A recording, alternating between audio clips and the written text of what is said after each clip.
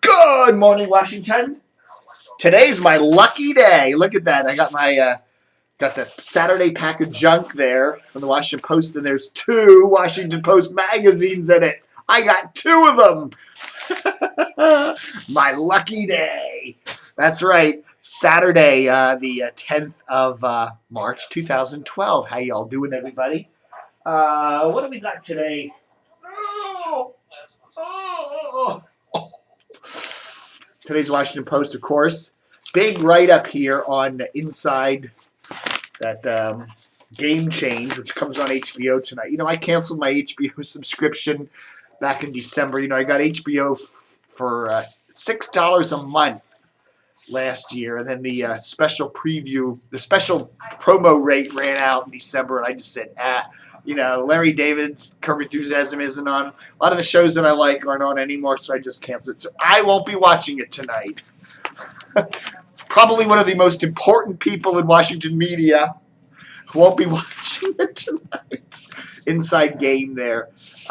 You know, the Washington Post, I think, go out of their way to cover the media elites, you know. Oh, we have had, who was there, you know, Mika Brzezinski and a whole gaggle of Washington Post reporters were there Thursday night for the premiere of it over at the Newseum and, you know, da-da-da. You know, okay, that's fine. Well and good. You know, the problem is this. The Washington Post, you know, okay, here's what I'm going to say. Jim London, a disc jockey, a radio personality in the Washington market for 3 decades, passes away, and they don't even write a report about that. This man was on the radio for 3 decades in the Washington market. Your morning man, worked at MZQ, worked at a whole bunch of different stations. Not a word in the Post about him. Now, maybe they'll run an obit one of these days. I don't know. Same thing, Brian Strobel down in Fredericksburg, WFLS. You know, hit by a car walking his dog this week. You know, another one of those 3-decade guys in radio. You know, WFLS, it's in Fredericksburg. It's a country station, but it gets better ratings than a lot of DC stations. More people listen to WFLS than listen to WNEW. More people listen to WFLS than listen to, you know, at WFED or, you know, quite a lot of, you know, they get about the same ratings as WJFK, actually. You know, this guy's well known. And not a word about it in the Washington Post because they're busy covering the media elite. You know, I don't mean to sound like Rush Limbaugh, but, you know, because we're political opposites. But they really do love their own, don't they? And you kind of read this stuff about, you know, they hobnob and they, and probably one of the worst websites that covers this media elite thing is FishbowelDC. Okay, so I always type it Fishbowel. I don't know why. Fishbowel. I ought to get that. That was not even working. What a great website. Oh, God doesn't want me visiting it, does it? Let's try it again. FishbowelDC.com. Okay, let's see if this works. Oh, there we go. Okay, so we read about Washington's glitzy debut of Game Change here. And this is what I love. This is why Betsy Rothstein is probably one of the worst bloggers ever in the Washington market. Okay, here's what she writes. Before the screening, reporters convened on the ground level for what turned out to be one of the sanest red carpets we've seen in a long time, thanks to SKDK Knickerbocker. Check-in was smooth and drama-free. Reporters appeared to quietly get the interviews they needed, and none of the cameramen were shoving or stressed out. Unlike some of these celeb events, the scene never turned into a brawl. Guests received fancy chocolate on the way out. Ooh, wow! You know, this woman, she obviously is kissing ass to somebody at SKDK Knickerbocker big time. Man, okay, so they've got almost nobody visited this thing, and a lot of blurry pictures. Oh, you just gotta cringe. Betsy, man, does it get any worse than Betsy? Oh, and of course, one comment here. Somebody points out a typo that Betsy did. One comment. 2 Twitter postings. Wow! Betsy FBDC. What a joke. All right, folks. All right, so yeah. So the Washington Post, really, this is Washington. Washington is more than just that little tiny enclave around the Capitol building. Washington is the whole, goes way out there. And there's a lot of stuff that happens in the Washington area. I'm noticing it on media stuff, okay, that they just don't give a rat's ass about it anymore. It doesn't involve the media elite. Jim London, Don Geronimo, Mike O'Mara, they're not the media elite. Brian Strobel wasn't the media elite. And yet they,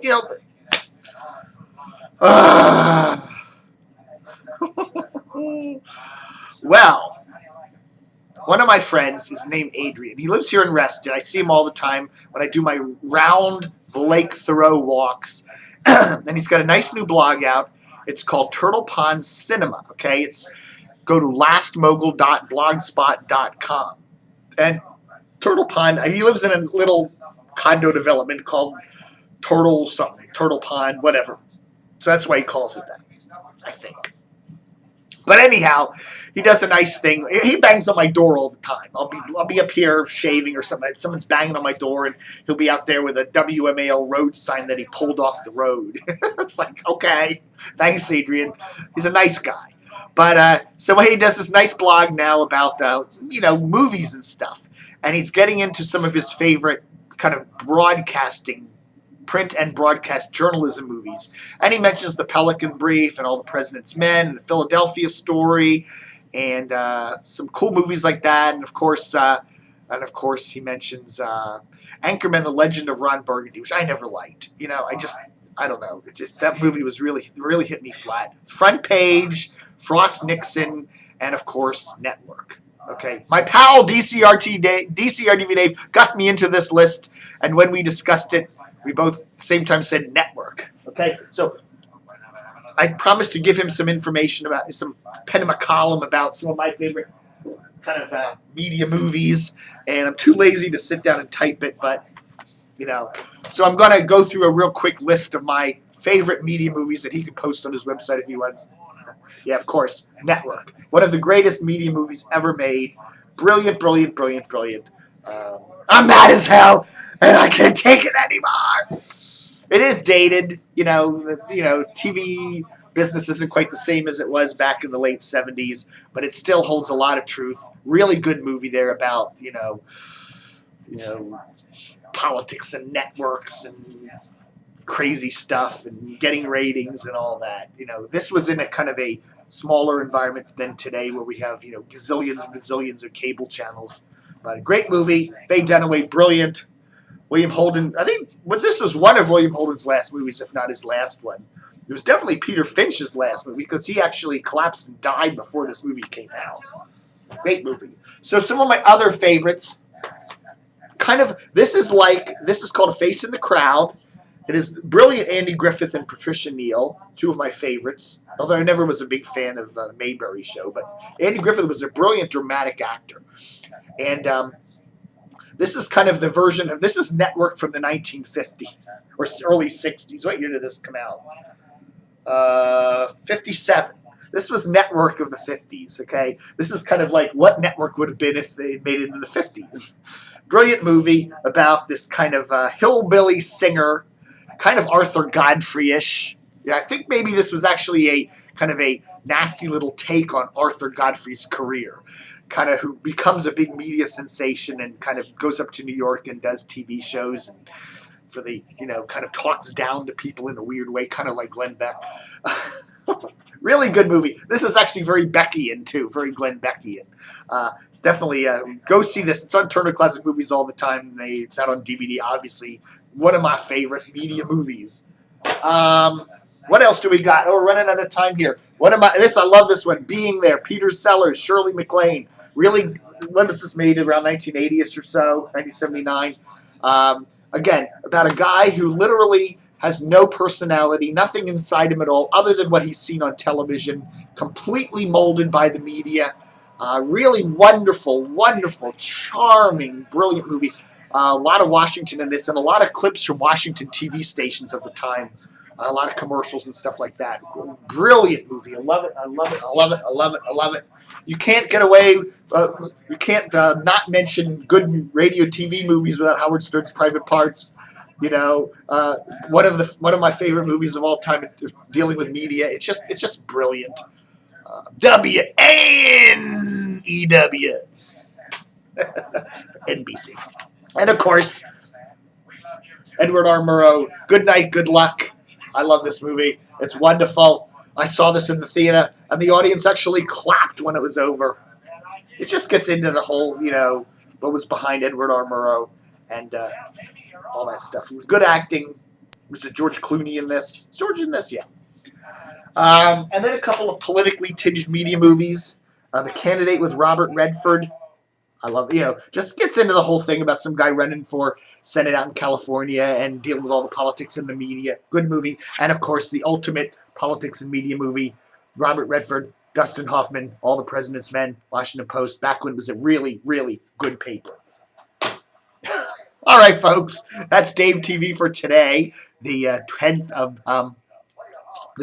of March. Go visit lastmogul.blogspot.com and check out my friend Adrian's blog there on movies and stuff like that. Thanks for watching Dave TV for today. So, there.